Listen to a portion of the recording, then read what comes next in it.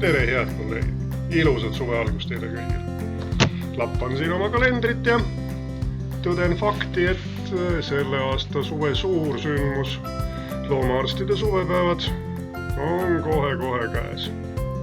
Tuletan siis meelde, et suvepäevad toimuvad siis 29.–31. juuli Toosikannu puhkekeskus. Tulge hängima, tulge chillima, tulge lihtsalt kolleegidega jutustama. Mida rohkem meid on, seda lõbusam meil on. Ja uskuge mind, loomaarstide suvepäevad on alati olnud lõbusad ja sündmuste rohked. Mis meil siis plaanis on? Plaanis traditsioonidest tiine, Tour de Veterinaaria, erinevad murumängud, üllatused. Laupäeval üritame olla ka asjalikud, tekitame diskussioonpaneeli Eesti Veterinaaria. Kuhu sa teel oled? Tantsuks on väga head ansamblid.